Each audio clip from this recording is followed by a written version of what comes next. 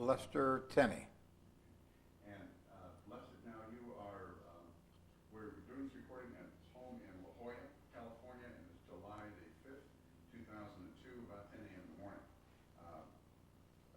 Dr. Tenney, I wanted to explore a number of things we spoke about before, and I wanted to start with the issue of you were born when and where?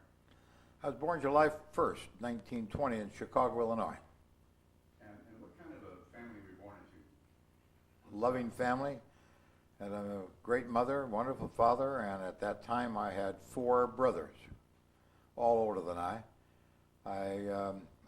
2 years earlier had lost 2 sisters. One died of double pneumonia, one was burned to death. And the doctor told my mother that she should have another child, and that's where I came along. So you were the one who had all the attention. I was the baby of the family, the one that I guess they all thought they spoiled me. And what was the age difference between you and your nearest brother? My nearest brother was 12 years older than I was. So you did get all the attention. Yes, I got all the attention.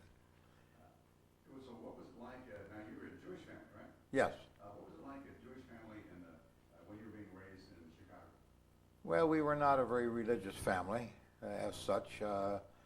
The only real thing that I could remember was during one of the holidays when my brother told my mother that he had to go to work during the Depression, that he couldn't stay home, and my mother said it was not God's wish to deprive of us of a livelihood if that's what we had to make. So that was my family.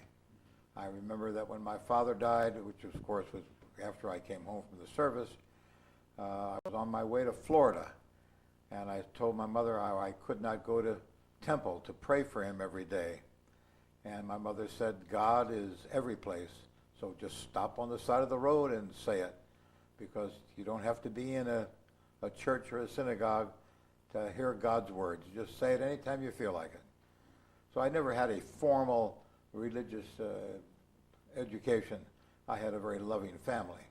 I was very fortunate. My father always had a job during the Depression. And my father's greatest thrills was on Christmas and Thanksgiving, when we would give food to needy families in our neighborhood. And we did that for years from the time I guess I was 6 years old. We did that every Thanksgiving and every Christmas. So now you're, Doctor, when as a youngster growing up in school, what was your high school like, and what kind of things what was going on when you were in school, and what year was that? Well, I don't remember too much of school. I really don't. I remember as a kid in grammar school, I loved being in the school plays. I was a great dancer. I loved tap dancing and different kind of dancing. And when I got into high school, I made the decision, I guess, that I was never going to go to college. I just wanted to get an education and get on with my life. And that's why I went to Lane Tech, which was a technical boys' school. Illinois was what had every time, and now at that time, technical schools were pretty much the course in almost every city. What was a technical school like, and how did you get into it? Well, you know, Lane Tech in Chicago was a very large school, 6,000 boys. They had all types of mechanical and architectural courses. They had aeronautical engineering, they had air conditioning engineering, they had automotive, they had everything. And I entered the program as a aeronautical student. So that was the kind of program it was, and it was available to any student in Chicago. The philosophy, of course, was if you're not going to go to college, you better learn a trade. You better learn something to be able to make a living. And that's what we did. Now, you were there about age 17 or so. Things started changing your life. Started looking around and making some decisions. And tell me what happened then. Well, I was dating a girl at the age of 16, 17, and we were very much in love. At the age of 17, I was in my senior year, and I decided I wasn't definitely not going to go to college, And the course that I was taking, I definitely was not going to end up as a tradesman. So I quit high school at the age of 17 and got a job working. At that time, I think I got my first job working with Walgreens drugstore in the soda fountain as a soda jerk. And worked my way up with them to become a PR man with Walgreens. And strictly as a kid, you know, just going from drugstore to drugstore, helping the employees learn how to watch their control and the control of the quantity of food that they put in their drinks and their ice cream sodas and so forth. And that was about it until I finally ended up going into a little manufacturing business, manufacturing little items for the houses. I'm going to stop for a second. The microphone's picking up the shoe, the leather. Yeah. When your shoes touch one another? Well, that's what it is. That's right. Yeah. I thought it was the arm. No, it's the leather. When I do this. No, it's from No, the shoes. When your it's the shoes, I couldn't see the mic was picking up the noise. For crying out loud, it doesn't pick up me, but it picks up my shoes. You're right. All right. Trying to figure out He tried to figure out what the noise was. I knew what it was. Okay. He's getting perplexed. I knew what it was. All right. Am I allowed to breathe? You can breathe. You can breathe. Inhale deeply. All right. And then, what this, you decided that some other things were kind of important as far as the world scene. You did something about the conscription. What Well, prompted you to join the Guard? even at the age of 18, by that time, I knew what was happening in Germany, and I didn't like it. And it was just a matter of time. I knew that we were going to end up in some kind of a war. It was obvious. And at about the age of 20, that's when the draft started in the United States. And I was young, I was healthy, I was strong. I knew I was going to be drafted.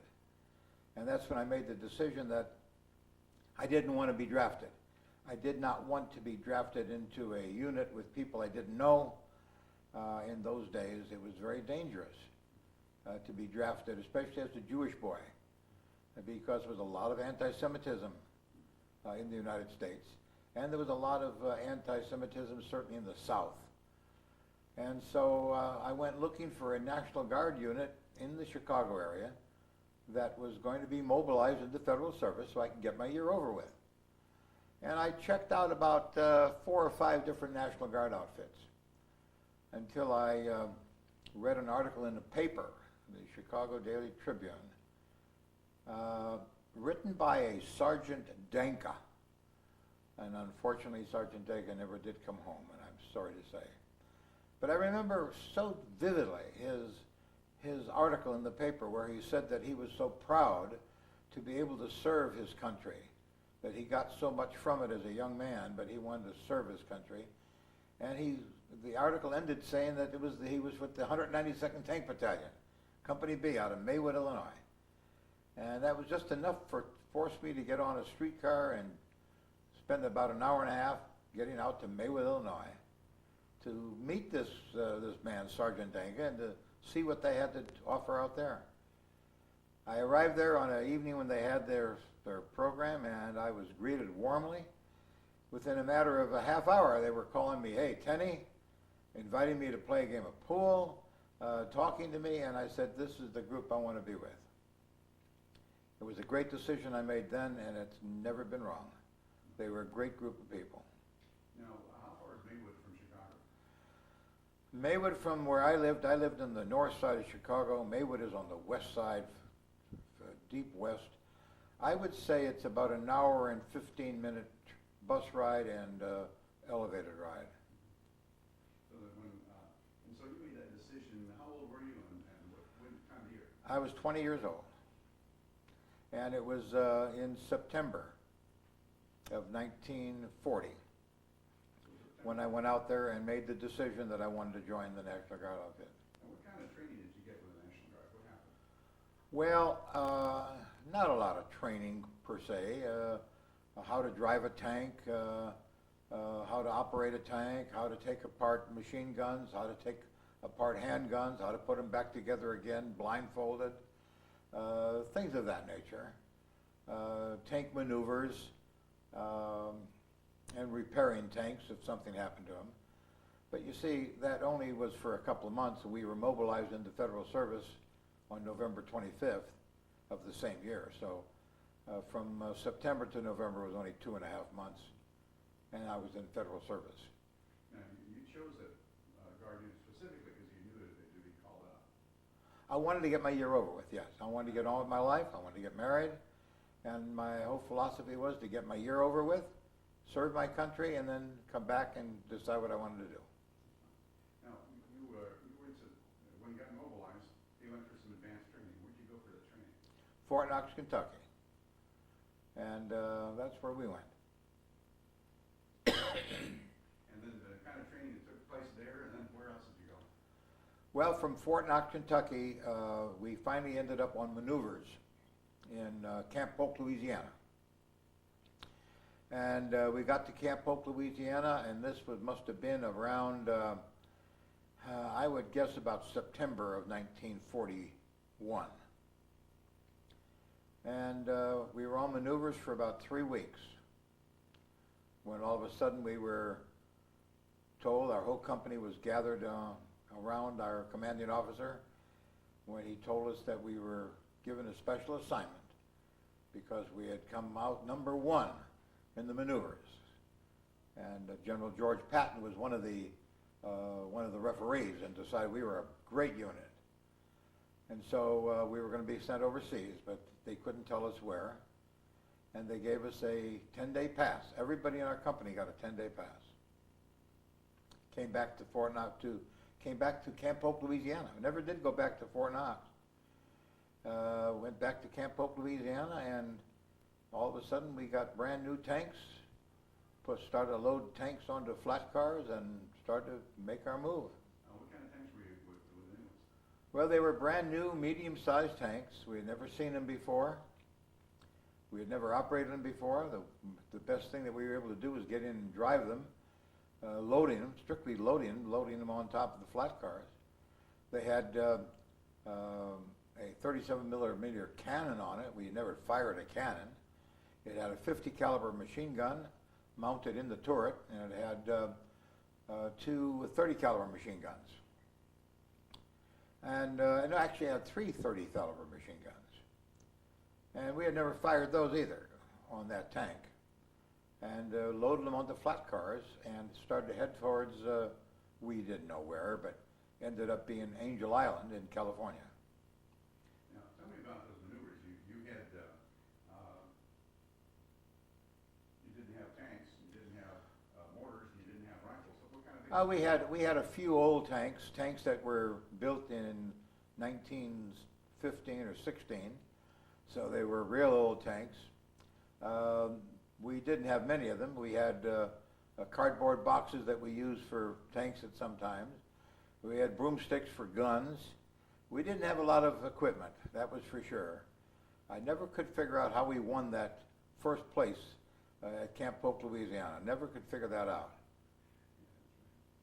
Now, when you finally got to on the train headed west from Louisiana, and didn't know where Angel Island was. Had no idea where we were going at that time. Now, Angel Island, there's no train trestle out there. How did you get from your tanks from there to Angel Island, or how did that work? We did not do that. Whoever was in charge of the train took the train and took the tanks and loaded them aboard the ship. Our job was over at that time. We were on Angel Island, and I guess we were on Angel Island for 2 or 3 days when we were put aboard a ship. And you remember the name of the ship? That's a good question. I'll have to think about that one. And how long did it take you to go to Hawaii first, or what? We went to Hawaii first, yeah. We went to Hawaii first, and from Hawaii, we traveled blackout all the way to the Philippines. By that time, we knew where we were going, although we were never told, but we had a pretty good idea where we were going. Now, this was still peacetime. We hadn't been Oh, yes, there yet. still peacetime. And you're going on blackout. Even then. Yes, we knew there was a problem. This was, of course, the first part of November of 1941. And going blackout, we knew that there was a serious reason for it. We landed in Manila on Thanksgiving Day, of 1941. I think at that time it was called Thanksgiving Day, because that was when Franklin Delano Roosevelt moved Thanksgiving back 2 weeks to give the merchants a little bit more time to sell their wares and get a little more prosperous economy. To the 25th, Yeah. Thanksgiving Day. That's great. Now, what was your first impression of Manila from sea, or I mean, what was it like as a sailor first time overseas? Army, I mean, first time overseas.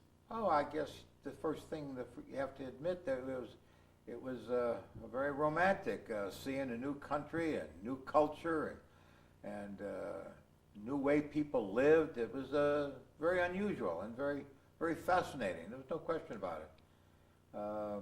Within a matter of 24 hours, we found out that everybody, all the soldiers in Manila, had houseboys that took care of shining their shoes, kept their place clean, and made their beds. I mean, we knew that right away. You didn't do any of the work yourself. You paid the houseboy, and you paid him very, very small wages, you know, and especially if the fellows got together and each one chipped in a couple of dollars a month, you were able to hire a houseboy. That we found out right away. And of course that made, although we lived in a tent. It was a very good tent, a very nice tent. But we didn't do any of the work. We let the houseboy do it. We just did our work as far as the military was concerned. Now, that's where you were shipped out. And where did you end up being based at after you shipped out in Manila? We were based at Fort Stotzenburg, which was attached to Clark Field. And that's about like 40 miles out of Manila. And what was your duties? Had any maneuvers on your tanks or anything like that? Well, at that time, I had gone to radio operator school. But it seemed that what had happened on the ship, on the train, the first day out of Camp Polk, Louisiana, our commanding officer came in and woke me up and said they had a problem. It seemed that the chefs, the cooks that we had, all went AWOL, absent without leave. And he woke me up and asked if I would do the cooking on the ship, on the train. So I was the cook on the train. And I cooked for the 7 or 8 days going into Angel Island. When we boarded the ship, the captain gave me no duty on the ship at all because I had done all the work on the train, so he gave me no duty. And I volunteered to be the assistant to the chaplain on the ship. So I was in charge of the entertainment, the newspaper on the ship going across. When we landed in Manila, until we brought in some new cooks, I was still the cook. And I found out quickly that if you were a cook in Manila, you worked 1 day and you had 3 days off. And that seemed to be a real great opportunity, you know. And so it was very simple to arrange with a couple of other companies who would bring in their cooks for our company when I was off. And it was a real good assignment. Then I was told that I was going to go back into the captain's tank as the radio operator. But that was the morning that the war started, December 8th in the Philippines. Now, the weekend before, you had some liver jump. You were off that weekend, right? That's right.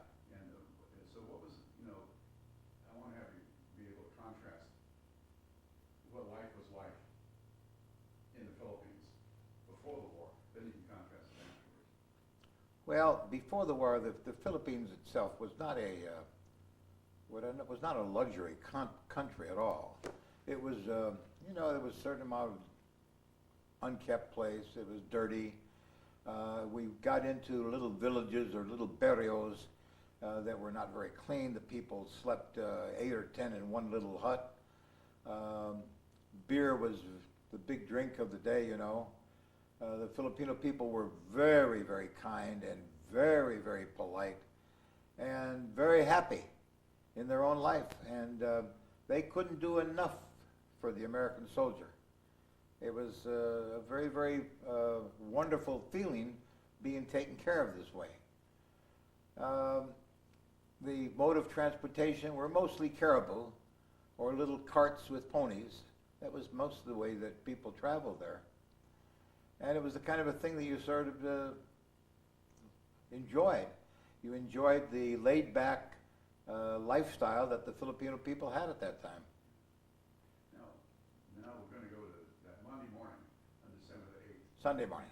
And Sunday morning was the Pearl Harbor, and then it was Monday morning in Manila, in Stottsburg. Well, it was the 8th in Manila, yes. On the 8th. What happened on that Monday morning?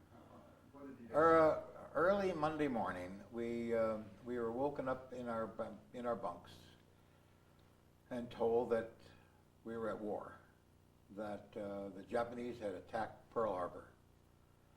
We didn't know at that time how serious it was. They didn't bother telling us all the details, but they told us that they attacked Pearl Harbor and bombed our fleet, and that the Japanese were headed towards the Philippines.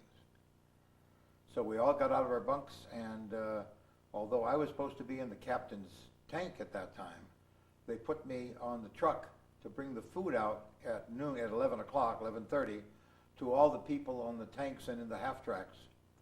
They took our company and surrounded Clark Field with our tanks and half-tracks, expecting paratroopers. And we were there to protect Clark Field against paratroopers. And I was on the back of the truck when I looked up at the sky at 12:35 that afternoon and saw what 54 of the most beautiful bombers coming in. And I thought they were our bombers. Until a minute and a half later, I started to hear the whine of the bombs being dropped and realized that these were the Japanese bombers coming in. As the bombs started to fall, I ended up out of the truck and back into the captain's tank, where I knew I was supposed to be, and got my position as radio operator. The war started, and the war was on us at that time. What did you actually notice? What happened?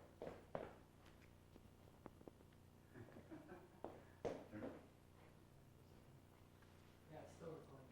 Okay. So what did you actually witness? Now, you were in the tank, you were in the truck, things were starting, bombs started hitting? Well, I was in the, yeah, I was in the tank, but only for a few minutes. Then all of us got out of the tank. We were watching what was happening, because there was no guns that we could fire. You know, you can't fire machine guns that are aimed at the ground when you can't turn them to aim at the sky. And we were watching what was happening, and when the big planes stopped bombing, then in came the Zeros, the Japanese Zeros, and the fighter planes came in, dropped bombs, and strafed up and down for another 30 minutes, what appeared to be an hour and a half. And within a matter of minutes, every airplane that we had on Clark Field was destroyed. Our B-16s, our B-17s went up in smoke. Our P-40s, even though some of the pilots had run out to try to take off, we watched the planes as they tried to take off, and they were just annihilated. So it was really a disastrous area. Bodies flying all around, parts of buildings flying in the air. It was a horrible sight, because all of a sudden we realized that we were at war. We realized that people were dying, and this was a horrible thought. And so it took all this time before finally, when the Japanese planes finally left, which must have been, I'm guessing, 35 or 45 minutes later. And then we started to count up what our tragedies. The barracks that we were in, or our tanks, or excuse me, our tents at Fort Stotzenberg were totally destroyed. We had absolutely nothing left. Whatever we had in our tanks was gone. All we had to continue to live on was what we had on our bodies at that time. Our personal possessions, our pictures, whatever we had was gone. It was destroyed. A lot of the men, like myself, had pictures of our mother and father and brothers and sweethearts and so forth. Everything was there. I had gotten married right before I went overseas, and the address and the pictures was all in my tent at that time, totally destroyed. So all you had left was what was ever on your body, and that's how we lived from that day on. What was how did you feel personally? What was the realization? I think at first it was, I can't believe it. Who would do this to us? Then I realized that we were at war and that the next thing was survival. How do we survive this thing? And it was devastating to see having people die and everything we had blown up. We had no defense after that first day. There was only a few B-17s and only a few fighters left. Yeah, there was an old saying around the Philippines right after that day, and it was something like this. We wrote, we sent a letter to President Roosevelt. Dear President Roosevelt, please send us one more P-40. Ours was just shot down. And that's about what we had. And every so often that one P-40 would go up in the air and fly around and everybody would applaud. And then as soon as the enemy started to come by, the P-40 would land and hide somewhere. But we had nothing at that time. No Air Force, no Air Corps is what it was called, because it was a part of the Army at that time. But we had no defense, air defense whatsoever. So now you were being deployed elsewhere. How vulnerable were you to air attack then? Well, we were around Clark Field from December 8th until about the 15th or 16th, still waiting for more Japanese to come in, but they didn't. And then we were requested by the general at the time, which happened to be General Wainwright, who was on Bataan, and he had asked for a company of tanks to come up to Lingayen, up to Agu, which is the northern part of the island of Luzon, to counterattack the Japanese when they landed, because they knew they were going to land there. And so we left to go up there with a company of tanks. When we got to Agu, the post ordnance had only brought enough gasoline for 5 tanks. So instead of a company of tanks going in, only 5 tanks was able to go in. And tanks in the Philippines were really very useless, because the only way you could go into an area with tanks was one tank behind the other. That's not the way to fight a tank battle. The only one that could fire their guns was the front tank. If the second tank fired their gun, they were going to hit the front tank, you know. So bringing in tanks in the Philippines was really a foolish move. As you went down a road, on the left-hand side was a mountain, and the right-hand side was rice paddies. And if you had to make a strategic withdrawal or retreat, you had to move your tank and turn it back and forth until you got it to go the other way. So it was really a foolish move. So we went into Agu and we went towards Lingayen. Our lead tank was hit. We were told by reconnaissance that there was only going to be small arms and ammunition. What we found was flamethrowers, anti-tank guns, cannons, ships, and about 35,000 foot soldiers. It was a horrible catastrophe.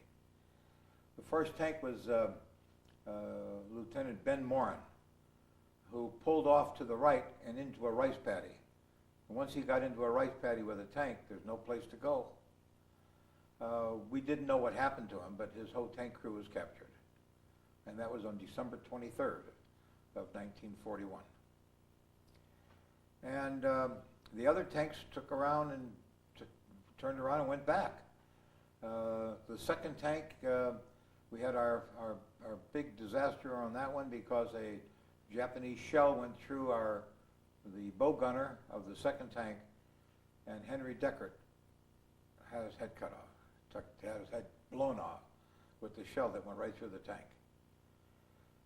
So the other 4 tanks went back to our bivouac area, and we found ourselves fighting the battle along with the 26th Cavalry. What a group of fighting men. Absolutely amazing.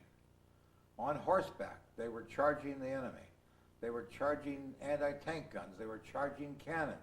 It was a magnificent sight to behold, but it was useless because you can't fight a cavalry unit against this kind of ammunition, you know. So as we started our strategic withdrawal back, we were joined by the 26th Cavalry. And now you're going from Lingayen to Manila. Lingayen is what? What's the difference? Oh, Lingayen from Fort Stotzenberg most probably was, I'm just guessing, most probably about 100, 110 miles. So now you had to retreat back again. We call that a strategic withdrawal. Yes. That was based on General MacArthur's concept of the Orange Plan, that he developed what is known as the Orange Plan, that said that if we ever get to war with Japan, then all of our forces would congregate back into a peninsula known as Bataan. And so that was the strategic withdrawal plan. And the reason that they used tanks, we finally found out, what would happen was the foot soldiers would move out first, the artillery would move out second, and the tanks would hold the line until the artillery was able to set up again, maybe 8 or 10 miles back, or 20 miles, whatever it was. So we would try to hold the enemy off until they set up with their guns. When they would set up their guns and they would start firing, then the tanks would withdraw and get back to the second position, where again, the foot soldiers would withdraw, and then the artillery would withdraw, and the tanks would stay there and hold fire. Did that seem to work? And now, I'm going to have to stop for a minute. Okay, you certainly may. I have to do something that becomes very necessary. After a break, we're starting off in with, interview with Tenney, and one of the things I wanted to mention was, we were talking about the strategic withdrawal from Lingayen. First you were down at Fort Stotzenberg, north of Lingayen, and now you were strategically withdrawn, and you were mentioning how that staggering system worked. What happened as all these forces started converging on one area through Manila, and how did that happen? There's only a couple of highways at that time.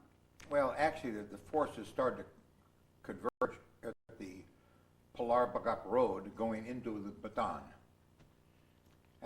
But of course, they went in so many different areas, so many different times. You know, you're talking about a very large area for the number, a small number of men that were going in. We had about 12,000 Americans that went in there into Bataan. And I guess at that time, between the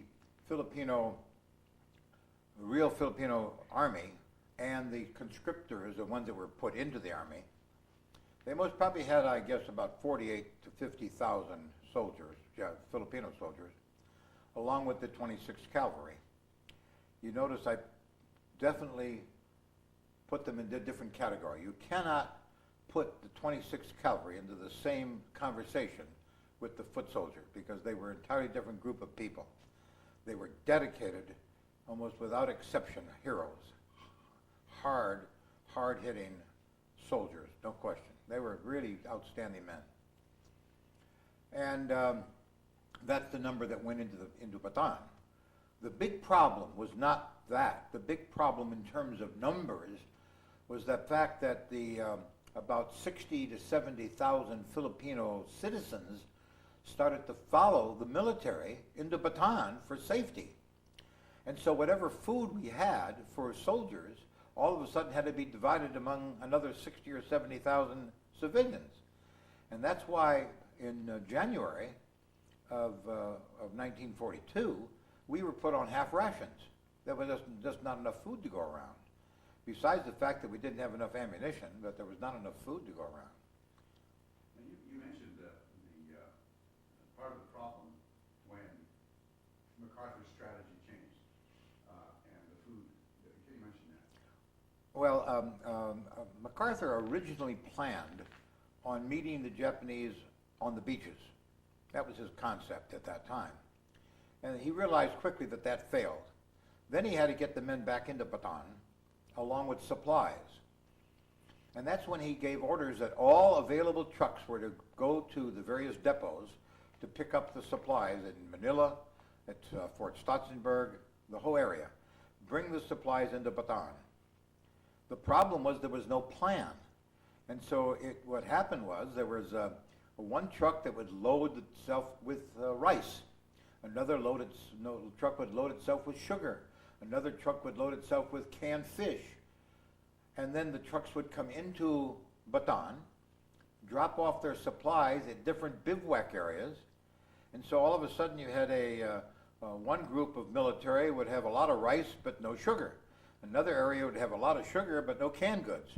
And so within a matter of days, the food supply had depleted because nobody had the right amount of food or the right quantity of each kind of food to be able to survive.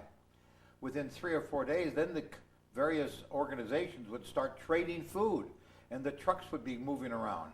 We would send one truck over here to pick up sugar and drop off rice. Another one would be drop off rice and pick up canned goods. It was a catastrophe, really. It was chaos, and no planning whatsoever, no administration really at that time.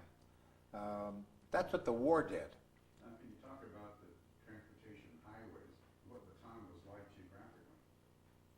Well, the highways were really fair at the best, fair roads.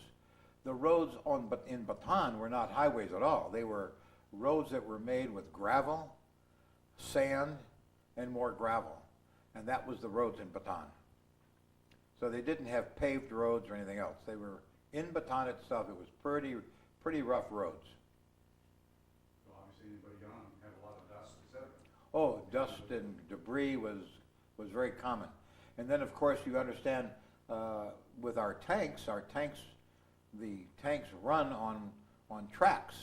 And these tracks, when they going down a road, they were digging up the road also. So whatever roads you had that were decent were pretty well disturbed by the time the tanks got through. A lot heavier than anything else that's Yeah. around here. Now, what kind of the geography of the town was the swamp area? Describe how that impacted The what? the swamp areas of Bataan and the Manila area. How did that impact the? Well, the biggest problem, of course, with a tank, you're talking about a piece of equipment that weighs about 12 ton of steel. And when 12 ton of steel get into anything that is mushy, such as a rice paddy, there's no place for the tracks to be able to get traction. And if that happens, you're stuck. And the only way you can get out is somebody's got to tow you out or you abandon. I must say that we abandoned very, very few tanks. What we would end up doing was getting another tank to get a tow chain and tow you out. And that's how we did it.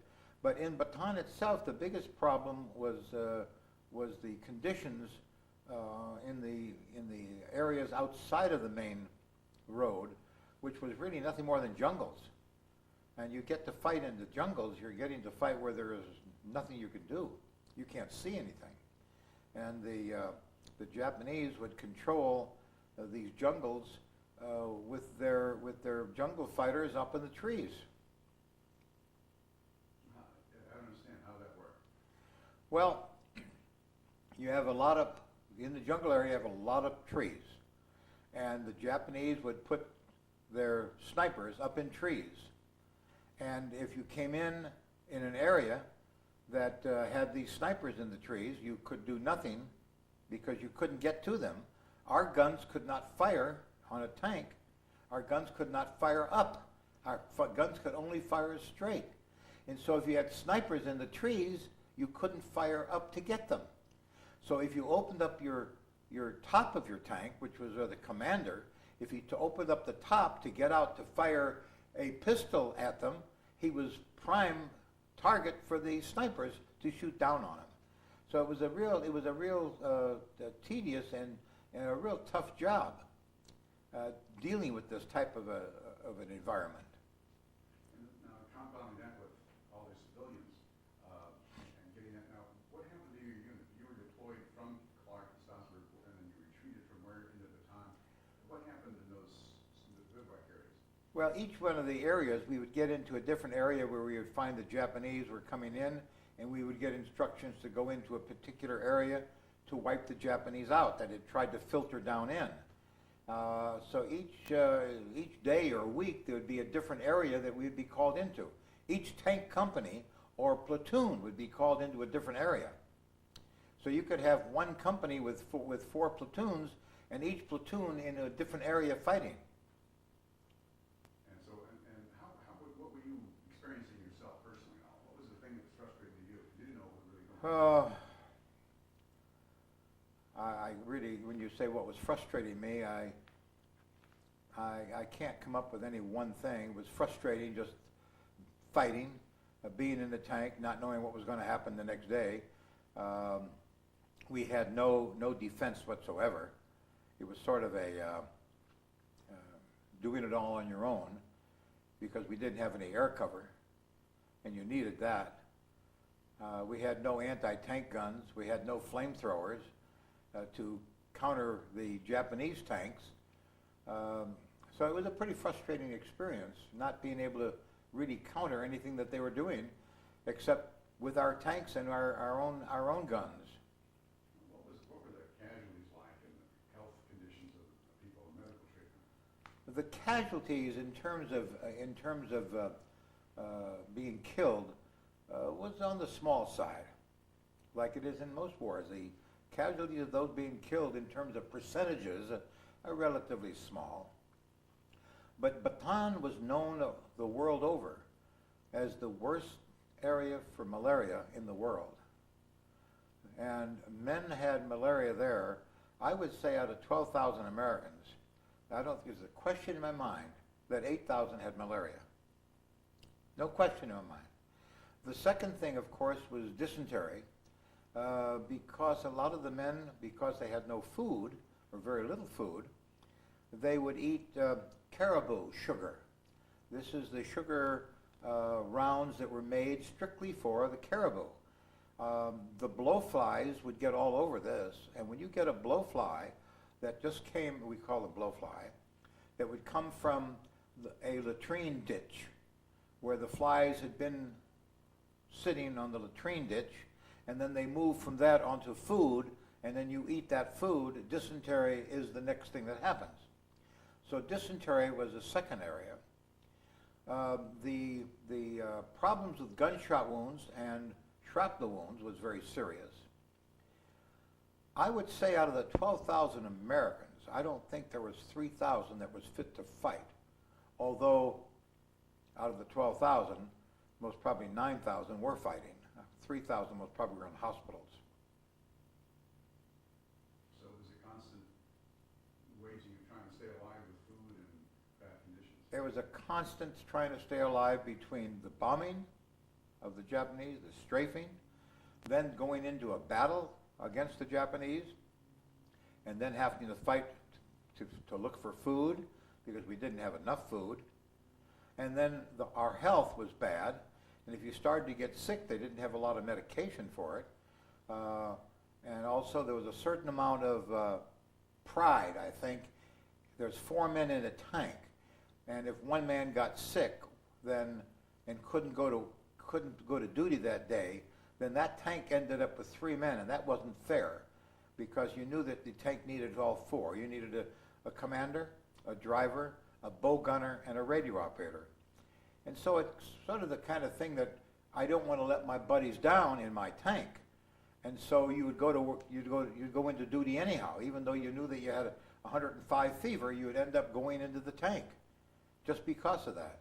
Now, what was it like? I'm talking about fever and the weather. What was it like that time of year, and then compounding that with your malaria, et cetera? The weather in the Philippines was hot, very, very humid.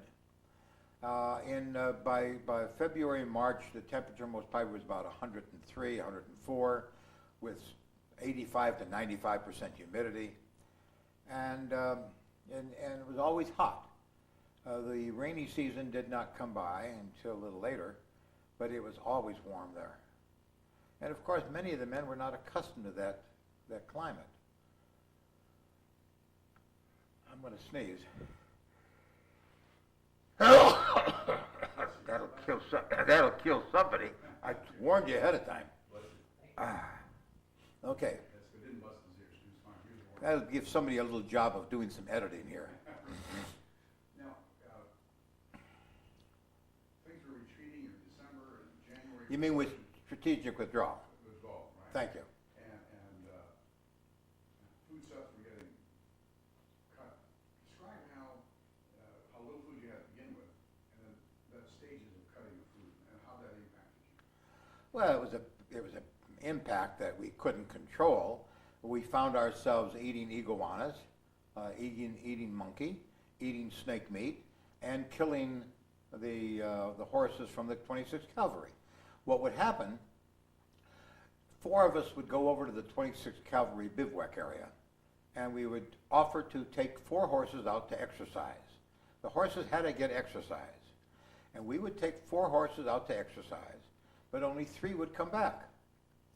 And they knew what was happening. It was not a secret. But we would bring 3 back. 1 would end up being slaughtered, and we would have horse meat that night for the whole company. The whole company of men would have horse meat.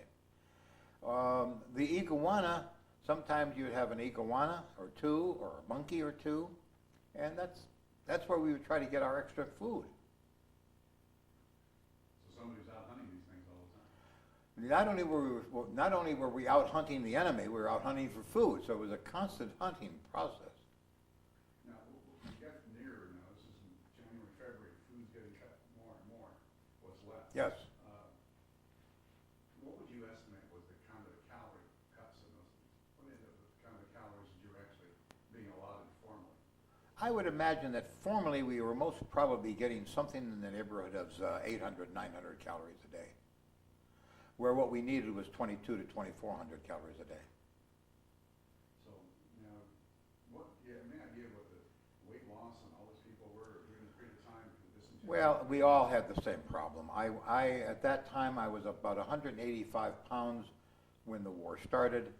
On April 9th, when our war ended for us, I probably was down to about 100 and maybe 155 or 160.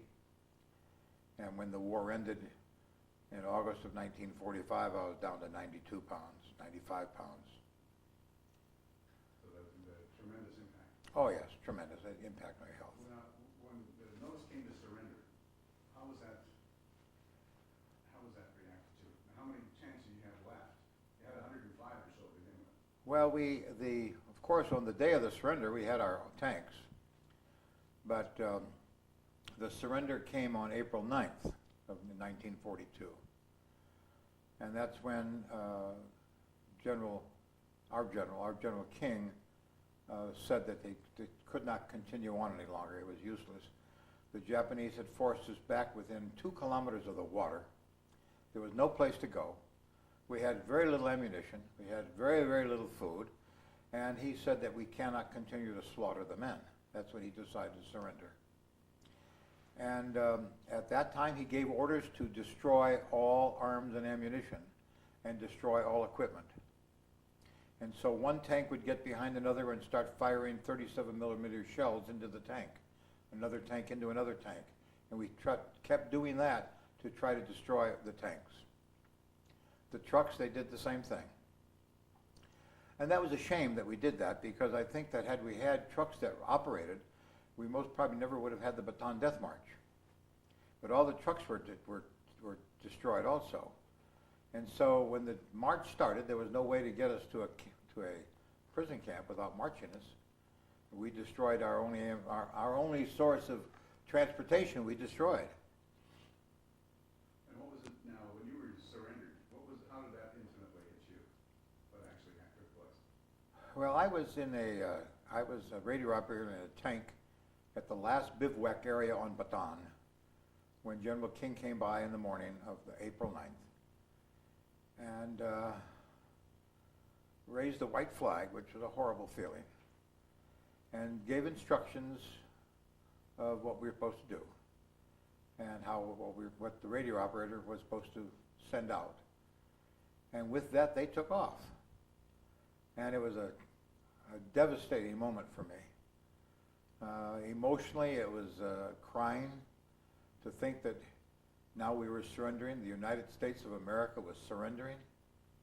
It was a horrible feeling. But we started to do what we had to do. We were given instructions.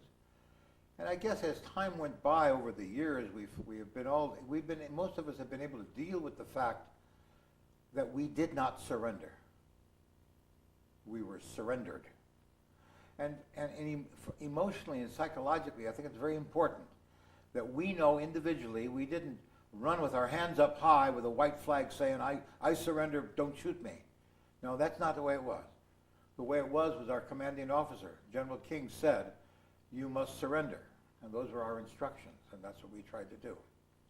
So it sort of makes you feel a little bit better to know that you are not the one that went out and hollered out, I surrender, please. And that was the day of our surrender on April 9th. The morning of April 10th is when the Japanese came up to our bivouac area and started to capture the men. How did that occur to you? Well, I was in a bivouac area when we heard the Japanese voices. They came up the road. Japanese, I guess about 6 or 7 of them with their rifles and bayonets on their rifles, came up and looked at me and hollered in Japanese, "Tobacco y banco dazai." Hey, they wanted something from me. I couldn't understand them, and they couldn't understand me. And because I didn't understand them, they started to beat me with a rifle butt in my face. And the other one took a cane made out of bamboo that was filled with sand at one end, so it became a whipping. And he would take that and whip it across my back, my buttocks, my legs, or my face, because I didn't understand them. I later found out that what they wanted was a cigarette. But I didn't smoke, so I didn't have any cigarettes to give them. And so they beat me again. That was my first meeting with the Japanese, and that made me understand what we were going to be put up with. Then they marched us to the main road, right near Marvelas, on Bataan. And we sat there for about 4 or 5 hours, not allowed to talk. And the real problem was the way they took you from your bivouac area was the way you lived the rest of the period. By that I mean, if you had a hat when you were taken, then you had a hat. If you had a canteen, then you had a canteen. And so some men were captured that day and they didn't have a canteen on their body. They didn't have a canteen for the rest of the march. And the only way they got a canteen was when a man died. If he had a canteen, he would take his canteen. It was awful in that respect. Well, after about 4 or 5 hours, they pushed us into line. Maybe 300-400 men at a time would push us into a line, and we were marching. And I use the word march very loosely, because I know what a march is. This was not a march. This was a walking, a trudging situation. And within a matter of an hour, you saw what was happening. Number one, the Japanese guards would run up to a man and holler at him, start to beat him for not walking fast enough. If one of the men dropped out of line because he couldn't walk any further, the Japanese would just walk right over to him and put a bullet in his head. I mean, it's just that simple. It was within 1 hour you knew that if you fell down, you died. You could not fall down. You could not stop. Some of the men couldn't go on. They had dysentery so bad they stopped along the side of the road, and the Japanese would kill them. They'd either bayonet them, cut their heads off, or shoot them, just depending on how they felt at that moment. That was the part that became traumatic, to know that we were living a hell that we could not have any control over what was going to happen to us. So it became the kind of a thing that we kept saying, stand up, you have to keep walking. And that was the part that was bad. What kept you going? What kept some of those going? What was the difference between those that didn't did? You were all sick. You were all sick. How did that survive? I really can't say what kept some going and some not. Because I'm sure that I'm going to tell you that I had set goals for myself.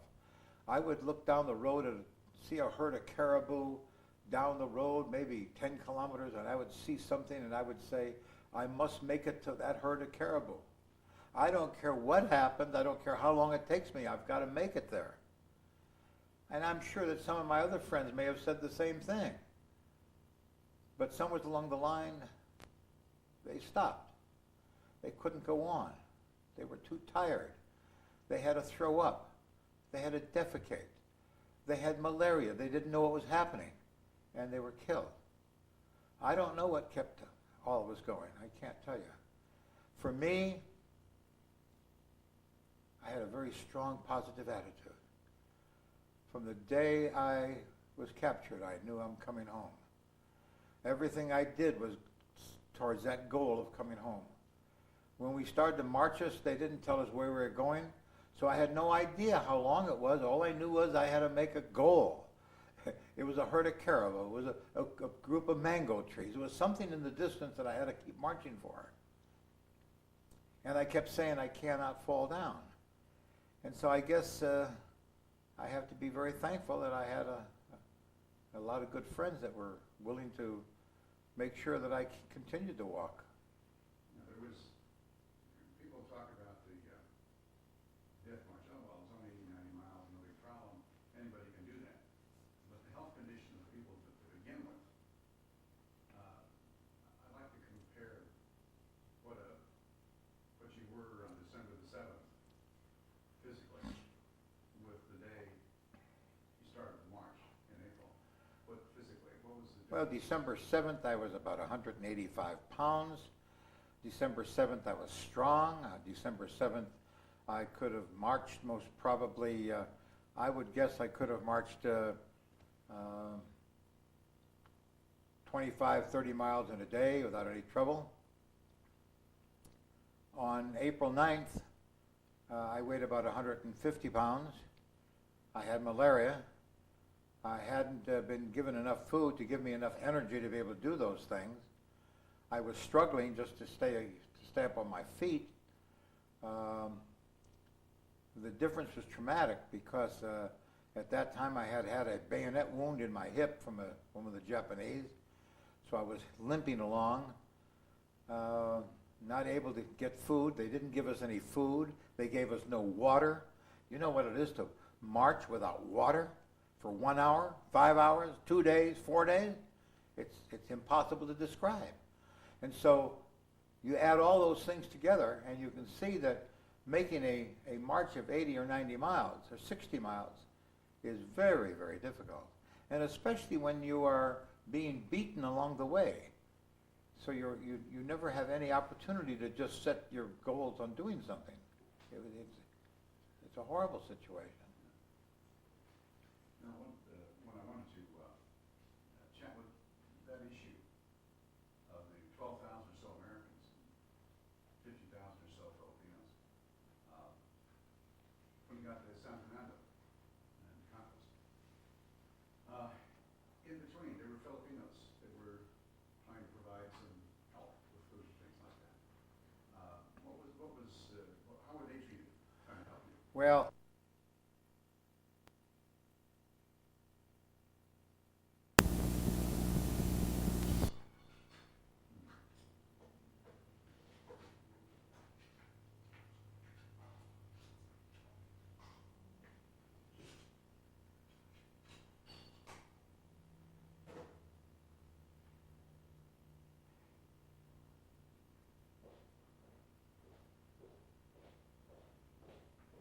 did you find out what was causing that water to leak?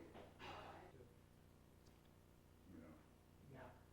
okay, we're at tape 2. We have, Mrs. Tenney? Where to start? Who do you start? I just wanted to mention. Tape 2, it's now 11/7 on July the 5th, and we're interviewing Dr. Lester Tenney of his home in La Jolla, Ralph Ramirez Center. And Dr. Tenney, we were just going through the death march, and we kind of framed out what we were going to be talking about. Can you kind of follow that sequence of what we were talking about? Yeah, we were talking about the Filipino people on the death march, on this march. Filipino people on Bataan, or in that area, would line up on the side of the road and try to throw food to the POWs. Banana leaves, maybe something wrapped in a banana leaf, a piece of chicken, maybe a mango. They would try to throw something to you. And whoever happened to be the lucky one to get it would maybe take a bite and share it with the guy standing next to him. In many cases, if the Japanese soldiers saw a Filipino throwing something at you, they would shoot him, or they would run after them. The Filipino people knew they were running, they would start running. And all of a sudden you'd hear 5 or 6 gunshots, and the Japanese would shoot them for no reason except for the fact that they tried to give an American a little water or a piece of food. And so it was just plain slaughter, absolutely slaughter. And there was no reason for this treatment, no reason for this. As I said, they didn't give us any food, and they gave us no water. And the no water part was horrible because on Bataan there were a lot of artesian wells, water coming up from the ground, you know, and you would stop, you'd see that, and you would run to get some water. And at one particular time, the Japanese guard watched 2 or 3 men get water, watched me get water, and they laughed. And then all of a sudden, the next man got to get water, and the Japanese guard took his bayonet, put it right down his neck. Killed him for no reason except because he wanted a drink of water. You know, that was awful. Some of the things that happened, killing men for no reason. And it was something that lives with you forever. It lives with you forever. The march for most of us, the ones who survived, of course, ended in Camp O'Donnell, which was an old Filipino army, supposed to be an army camp, that had never been completed. And we got in there, and the day I got in there, which took me about 12 days to make the march, the Japanese officer stood on his box and he started to scream, "Americans are no good, Americans are cowards, they're lower than dogs, and we never will like Americans," and he went on and on about how bad we were. And he said, if a Japanese ever talks to you, all you're supposed to do is stand at attention and say, "Hai, hai." That was the one Japanese word that you were supposed to remember. That was all. And the Japanese guards would go around to the men and make everybody take everything out of their pockets and put it in front of them. And now we had about 3,000 Americans in that one area, when all of a sudden you heard a gunshot. And then you heard another gunshot.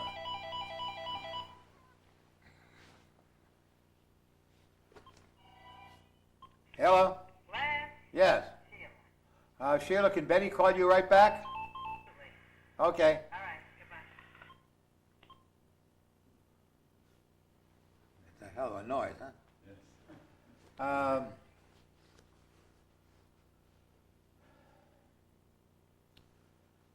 Where was I? They were lined about 3,000 men, and there was a Yeah, gunshot. and the Japanese officer, the Japanese soldier would come by, and we heard the gunshots. And if an American had anything in front of them that was Japanese, they would take the American out and shoot him. In other words, if you had a Japanese cigarette, a Japanese coin, or a Japanese anything, they would take you out and shoot you. Or if you had one of the certificates that they would set, they dropped certificates all over by plane saying, bring this certificate and put your rifle down and put a white handkerchief on it and we'll give you freedom and so forth. If you had one of those in front of you, they would take you out and shoot you.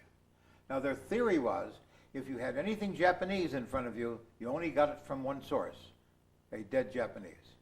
Number two, if you had a certificate, you already had been given your chance. You can't say you didn't know about it.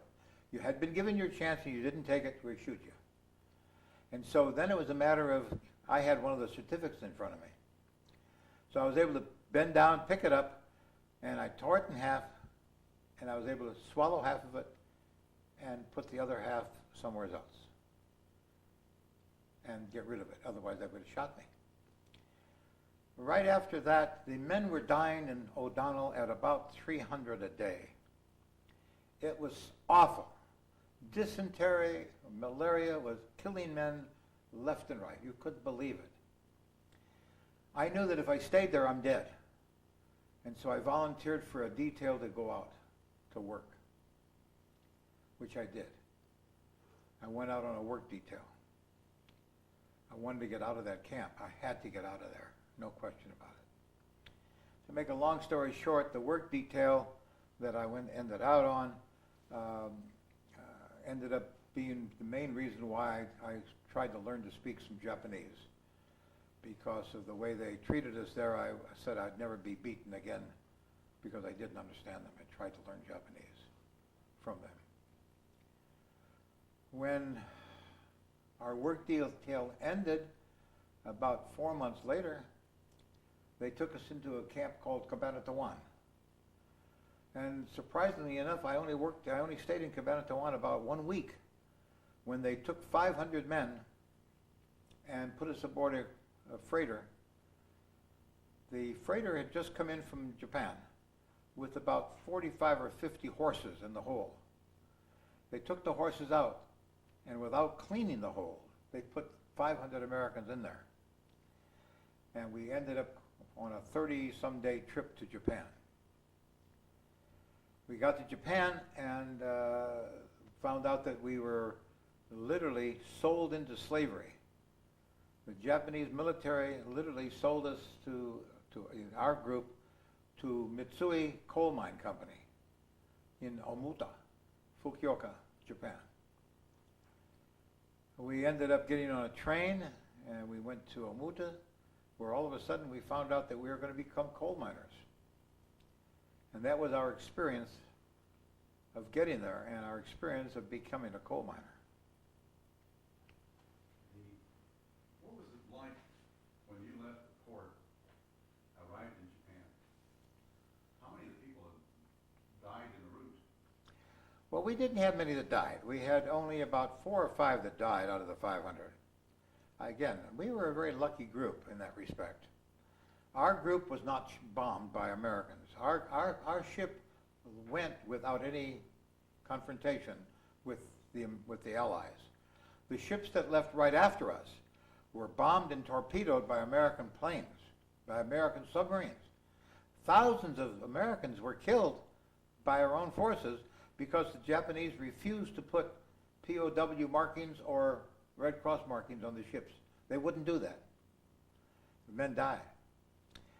When we landed in Japan, it was a most unusual thing because the people that, not when we got off the ship, because when we got off the ship we were in a Navy yard, so there wasn't a lot of people around. But once we got into the little village of Omuta, and we had to walk from the train station to our camp, we saw for the first time the way the Japanese lived. We saw the thatched huts. We didn't see brick buildings. We didn't see high buildings. We saw thatched huts. We saw the way the people lived there. The Japanese people, the women all in their traditional Japanese garb. And they would be standing on the side of the road just looking. The children would start throwing things at us. The men, whatever men there were there, would start hollering obviously profanities, but which we did not understand. Within a short period of time, it was a matter of things being thrown at you and being hollered at by the Japanese people until we got into our prison camp. And you were already weakened. And how far was it? What time of year was it? We got there, if I remember correctly, we got there in about September, October. The weather was pleasant. The camp was known as Camp Number 17, a camp that was later described as the worst camp for treatment by the guards of any camp they had. It was from the train station to the camp was about a 3-mile, 4-mile walk. Every day we would walk to the coal mine, which was about 1.5 miles to 2 miles. The first time we went into the coal mine, we didn't know, of course, what we were going to do. No one told us. But that's when we went into the coal mine for the first time, and we found out we were going to be coal miners. We were slaves to Mitsui. We were put into forced labor. They had total control over our camp. They fed us 3 rations of rice a day. That was it. They made us work 12 hours a day, every day. They gave us no medical care. The only medical care we had was from the American doctors that were also taken prisoner that happened to be in our camp. And that's the way we had to live.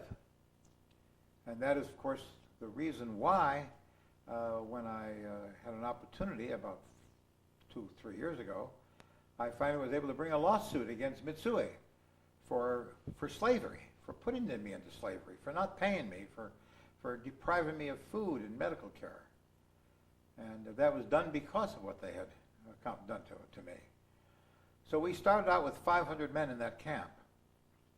We ended up with about 1,700, but we ended up with Englishmen, Dutchmen, Javanese, Indonesians, Australians in the same camp, and Americans. I would say the total number of Americans most probably was close to 800, and the other 800-900 were other nationalities. How did the survival, the daily life, and you were even in the wintertime, same routine, and this was a played out coal mine. You describe kind of the day, how you went there, how you got down the shaft, and what temperature change, working conditions? The coal mine was closed. They had closed the mine 2 years earlier because all the coal that was safe to take out had been taken out. When we got there, we went in to strip the mine of whatever coal was left, which was the most dangerous job in the world because the ceilings collapse on you as you go in there. A typical daily routine would be if we were on the early shift, they had 3 shifts, we would get up at 4 o'clock, 4:30 in the morning, have a bowl of rice, put our Japanese clothes on. That was the Japanese shoes, which were the rubber shoes with a split toe. Put a shirt on and a pair of slacks. Under the slacks, we had a G-string. That's a piece of cloth about 28, 30 inches long, about 14 inches wide with a string across it. You'd tie the string around your waist, you'd take the piece of cloth and bring it up, and then back down again to cover your private parts. That was all you wore underneath. And then we would walk to the coal mine with Japanese guards. And that was about 1 mile to 1.5 miles. We would get to the coal mine, and there'd be a little ceremony, everything there was ceremony, where the Japanese guards would turn us over to the civilian employees of the coal mine. Sort of a, here you are, here is 47 men, and then they would retreat. They would go back, and now we were put in charge of the Japanese civilians. The Japanese civilians would tell us what we were going to do that day, and we would go and pick up our tools, shovels, pickaxes, drills, the bits for the drills, dynamite, whatever we needed that particular day. We would pick it up at their warehouse area, which was right in the coal mine, and then we would walk down the mine, which was a downward walk of about 16 degrees, about, I would say about 2,200 feet down. And we would find the lateral that we were going to work in to be about 10 Americans with 2 Japanese. And we would get into the lateral, and that's when we would start doing whatever we were supposed to do that day. Building a rock wall to support the ceiling, shoveling coal, blasting, getting ready to shovel coal, whatever the duty was that particular day. Each day could be something different. We knew we had to work for 12 hours.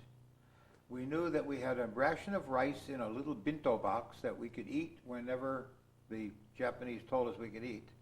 So we would get maybe, and I'm guessing, 15 minutes off during a blast. When they would get ready to blast, they would give us that 15 minutes to eat our ration of rice. And that was about what we had for lunchtime, or for our meal.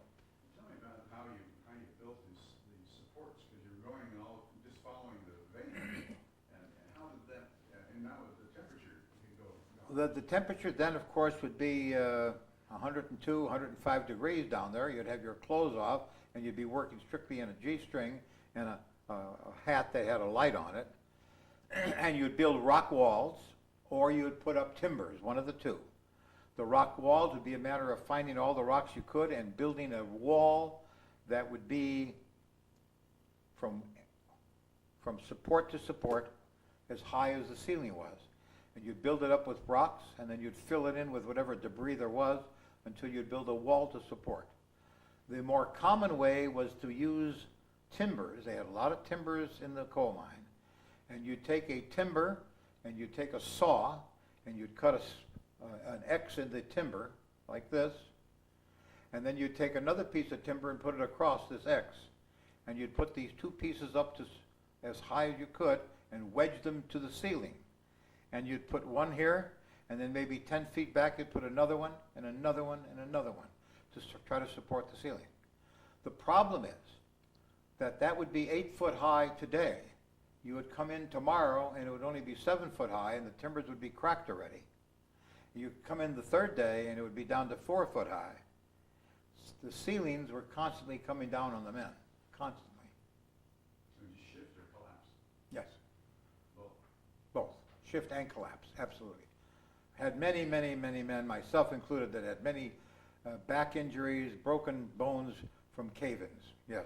And it collapses, and they had cold, so you were going to be getting all these kinds of Yeah. coal dust in your lungs and all kinds of Constantly, And so there was no safety things. nothing whatsoever, no. Tell me how, one of the interesting things was how you'd shift the numbers on some of the coal cars. Well, we did a lot of things to try, you know, it wasn't to get out of work as much as it was to try to put a thorn in their side. And we would do that by simple things like in another lateral, the Japanese would be working. They may have 7 Japanese working shoveling coal. And you would find them shoveling coal, and when you had to take, if you had to put 12 cars of coal out today, they gave your little group metal tags with your number on it, our name or our number, meaning our group number. And we would put a tag on every car of coal that we shoveled, and that was how they were able to keep control of what we did, the work we did. Well, sometimes, occasionally, certainly not on a regular basis, but we'd see the Japanese shoveling coal not too far away from us, and they would push their cars towards ours, where they would put their tags on them. And so what we would do occasionally was we would pick up the track and lay new track where their cars were, push their cars over to our cars, take their tags off and put our tags on, and then push our cars to where they belong, and then pick up the track so that they didn't know that we had done that. And there was no way for them to find out until up topside. And we would go up topside, and when the work day was over, we could hear the Japanese bawling the Japanese out. They would get bawled out because they only shoveled 7 cars of coal today instead of 12. And you know, the part that's interesting, you have to understand the Japanese culture. They do not talk back to their people. The Japanese knew they shoveled 12 cars of coal, but they would not say one word. When they were bawled out, they just shut up and never said one word, which we knew. So they never said, well, we shoveled 12 cars, and the Americans most probably stole them. They never said a word. And one time we would go down to the coal mine, and the whole idea was to put them out of commission. And when you go into the main tunnel, the main lateral, they have a great big motor. I don't know how many ton motor it was, but tremendous. And it would drive the big trough going up to the top side. Coal would be dumped onto this big trough, and it would be moved up topside, where it'd be dumped then into cars. Well, we found out that if we could make that motor stop, then everything leading to it stopped. All the people who shoveled coal could no longer shovel coal if everything stopped. So one day, we made the arrangement. The first man going down unscrewed the oil reservoir. And each man after that dropped in a handful of rocks into the oil reservoir. And the last man coming by turned it and locked it. And about 3 hours later, all hell broke loose. You could hear all the rumbling, and obviously the rocks started to get into the oil, and the motors wouldn't work anymore. So when the motor stopped, every man in the coal mine had a rest. Not for long, maybe an hour and a half until they fixed it. But we would do little things like that. To try and survive. Trying to get out of work.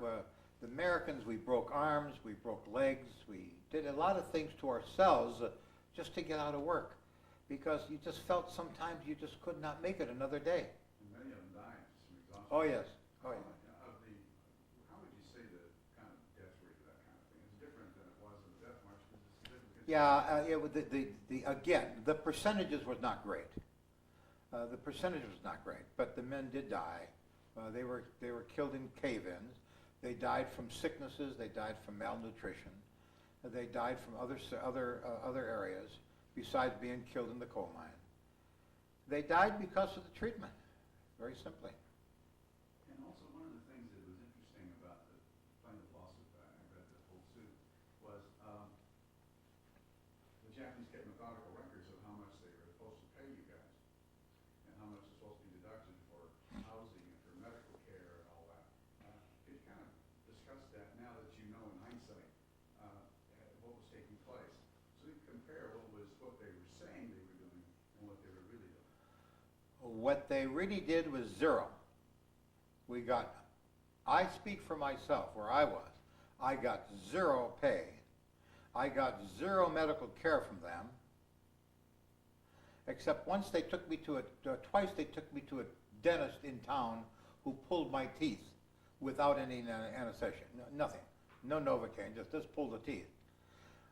They gave us very little food. They gave us only enough food to bring us back tomorrow morning, and they didn't pay me.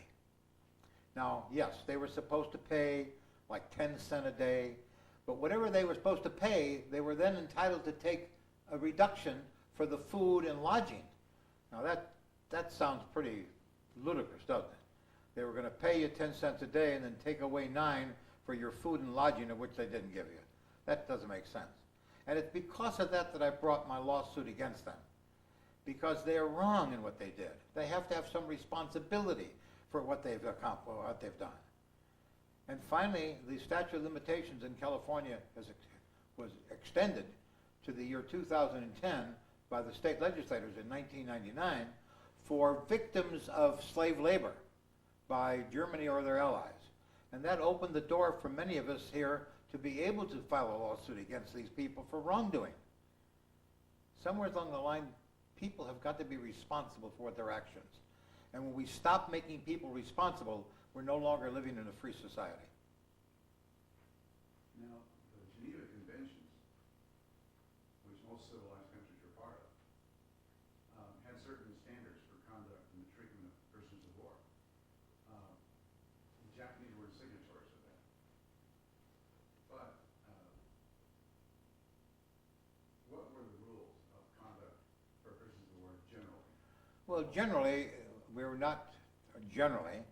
no prisoner of war is supposed to be put into a position of working for the enemy in the production of any war effort. That's number one. Number two, any prisoner who is required to work is required to be paid for his work. Number three, they're supposed to be given adequate food. We were given 400 calories a day. That's not enough to live on. So medical care, dental care, you're supposed to be giving this to prisoners.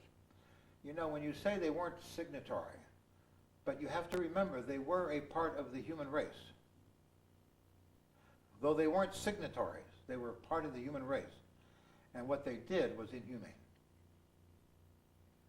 When you start to compare some of the things that kept you alive, I think the thing that I enjoyed the most was setting up the theater program. We got a couple more minutes, so yeah, 11:35. Was the issue of setting up your little entertainment shows. Yes. And that's when your youth of learning the tap dance and all of those things and things that you did when you were in the National Guard, all those things that kind of came back to assist you. Can you tell me about how you did that and how you organized it? Well, and how you mentally were able to. Major Mamero, our camp commander, realized that the men's morale was getting very, very low. men were in a real bad state. And I made the comment to the major one day that if we had some entertainment, maybe it would make them feel better. And he said, that would be a great idea. What are you thinking? I said, well, how about just, putting on a show every once in a while when we had a day off about every 30 days to rotate shifts.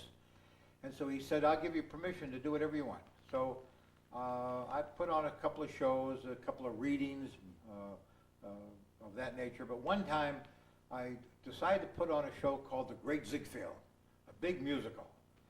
And I put out the call by letting everyone of the barracks know that I was looking for talent.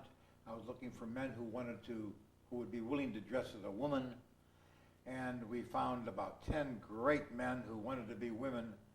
And we made headdresses, and we made little brassieres and panties, and we made them into, I wrote the script for a big musical production called The Great Ziegfeld.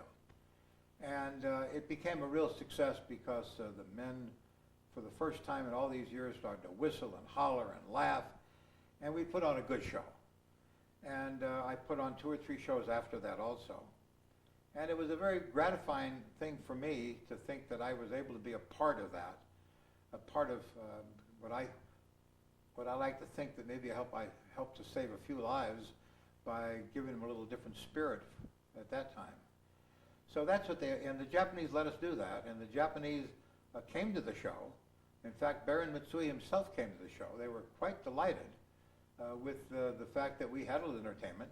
They gave us some musical instruments, and they gave us the opportunity to do it. The one thing they did not give us,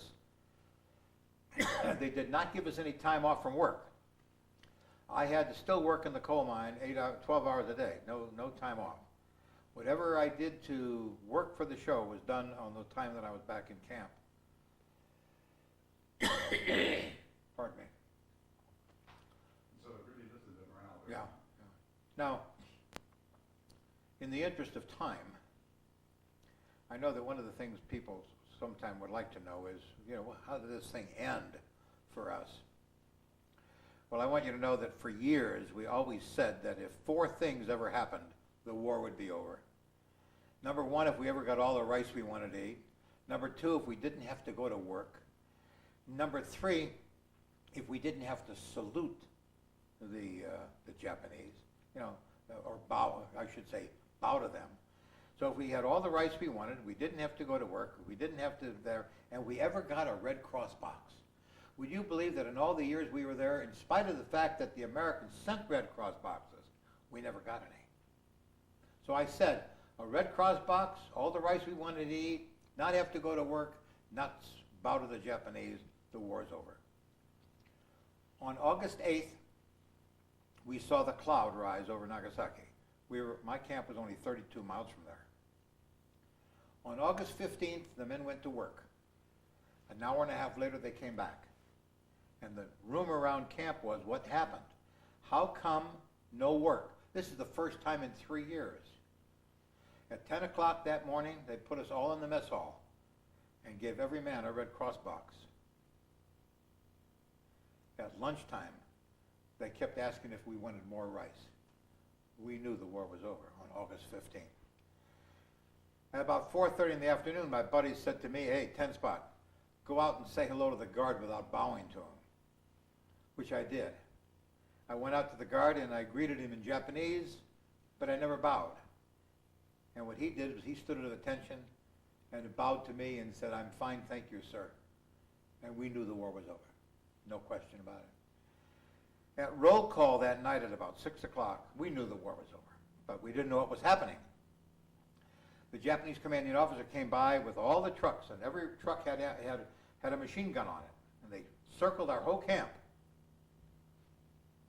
Japanese commanding officer got up on a truck and he said, America and Japan are now friends. And the trucks drove off, and that was the end. That was the end of my captivity. And then you had a parachute drop too. Yeah, right after that, I would say about 2 days later, American B-29s, which we had never seen before. These were the biggest things I've ever seen in my life. They came over and started dropping food to us. Parachutes, with cartons of food or 55-gallon drums with food poured into it that came from many of the air stations. I remember one 55-gallon drum that was filled with nothing but fruit salad. And when that thing hit the ground, the fruit salad splattered, and every American that was there ran to eat some of that fruit salad off the ground. Yeah. I'm going to digress. It was a great day. I have a couple more minutes. I'm going to touch base on how you learn Japanese and then compare it with later when it was the kind of Yeah. Japanese local Japanese. Well, while I was on that work, I told you about the work detail. And on that work detail, I convinced the Japanese, there was 90 Americans, and I convinced the Japanese that if we could kill a couple of caribou and bring the meat in, we would live a healthier life and we'd be able to work harder. And the officer said that's a great idea. He sent 3 Americans and 3 Japanese out to kill 2 caribou. We got on a truck, we went looking for wild caribou. We finally found them. The Japanese gave all 3 Americans the rifles and ammunition. And we got off the truck, and my 2 buddies killed the 2 caribou. The caribou dropped. We knew we killed them. But about a minute later, the 3rd one came charging us. And I'm the only one that had ammunition left in my gun. And so they told me to shoot him, which I did. I killed the caribou. But now we had a problem. We were told to bring in 2. We had 3. What do we do with the 3rd one? We had a meeting between 3 Japanese that didn't speak English and 3 Americans who didn't speak Japanese, but we were able to decide to slaughter them and bring all the meat back. That afternoon at about 4:30, they called me into the Japanese headquarters. And I thought they were calling me in to give me an award or something for saving their lives, for killing that 3rd caribou. The Japanese commanding officer started to holler to me in Japanese. When he stopped talking, I stood at attention and I said, "Height," which is what I was told to say. When I said height, I started to get beaten. The guards in back of me were hitting me with clubs, with bayonets, anything they could get their hands on. And then 2 minutes later, the Japanese officer would say something else in Japanese. And once again, I would say height, and they would start hitting me. Well, after about 30 minutes of this, and I'm bleeding all over, my nose is broken, my teeth are knocked out, my head is smacked in, I got blood dripping down every place.